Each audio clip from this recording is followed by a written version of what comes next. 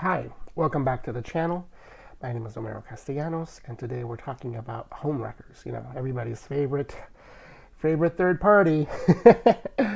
um, so, if you were like me, you were probably raised during the '90s, and I think I was around 12 when this happened. I don't know if you remember the Bill Clinton Monica Lewinsky scandal. It was pretty much everything that was on the news at that time. I mean, you just couldn't look away from it. Um, Basically, the president of the United States at the time, Bill Clinton, had an affair with his secretary, Monica Lewinsky. And not to get into all the sordid details, but obviously, since it's the president of the United States, it became a huge deal. Um, Everybody involved got murdered by the press. You know, Hillary Clinton, who was Bill Clinton's wife at the time, still is. Uh, she kind of took it in stride. Uh, and of course, the Republicans at the time went after Bill Clinton. But they also, a lot of the media especially, went after Monica Lewinsky.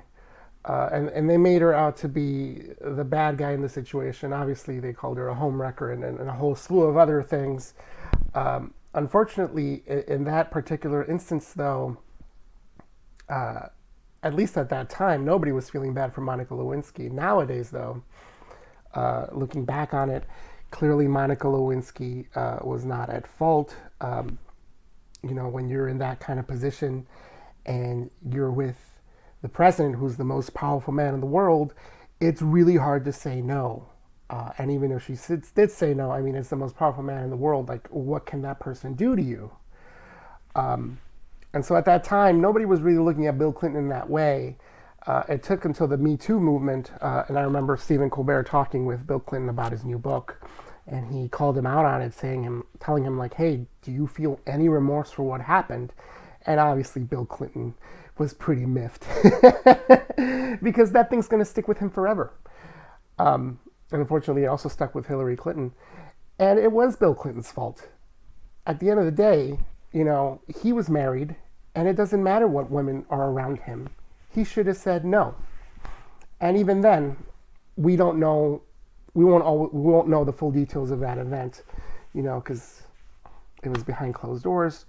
But more than likely, it was probably that Bill Clinton had asked Monica Lewinsky to do that thing with him. And there's always that famous line as well where he says, I did not have sexual relations with that woman. Technically he didn't, but, it's still an affair. He still cheated on Hillary. Like, come on, even I as a 12-year-old knew, like, yeah, that counts, Bill. Like, let's not joke around. And so what does that have to do with homewreckers in general? Well, a lot of times that I've noticed too, with women, when they're getting divorced or they get cheated on, they seem to focus on the third party. They'll compare themselves to the third party. They'll want to get back at the third party. They put a lot of the blame on the third party. A lot of times, the third party didn't even know the person was married. It's all on the cheater, whether it's a man or a woman. The cheater decided to do this with the third party. They went out and they went after it. And yes, there are some people that will know specifically, like, oh, this is a married person, I want to be with them. But even then, the married person should have said no. I mean, it's insane.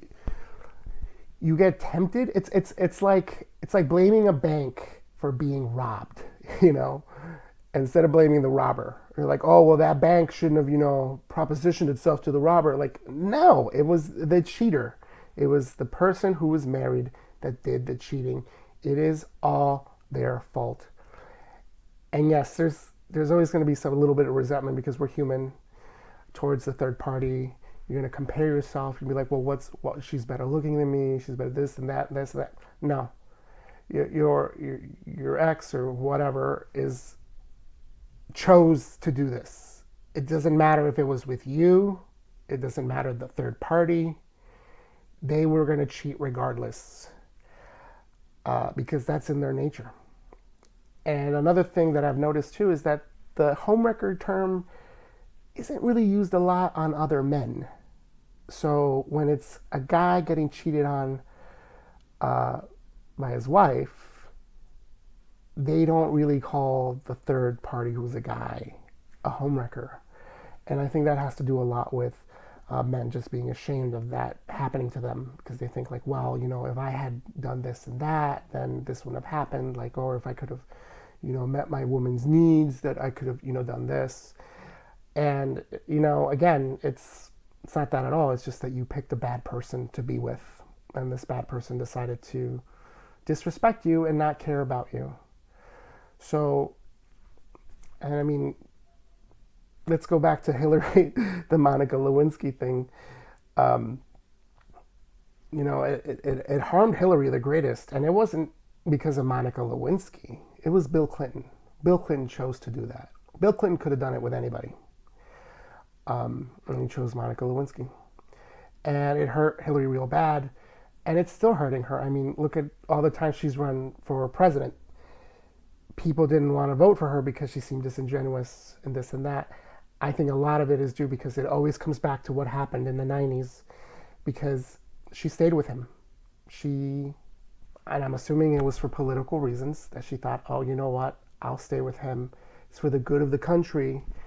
But at the end of the day, though, she compromised her own happiness to be with Bill, who clearly disrespects her by cheating on her. I mean, I don't care what kind of pressure you're on. You don't cheat on your spouse. So please don't compare yourself to the third party. You don't need to call them names. You don't need to compare yourself. You don't need to talk to them. You don't owe them anything either. Just let them go. Point all of your anger towards your ex, the cheater, because they cheated, whether it's a man or a woman. And whether you're a guy or a woman who got cheated on, it doesn't matter. Your partner does not love you or respect you enough not to cheat on you. They don't deserve to be with you. You deserve someone better. I hope this was enlightening. And if you want to see more topics like this, please feel free to hit subscribe and hit a like, and maybe post a comment about some encounter that you've had with a third party or a homewrecker. Hope to see you again soon. Bye.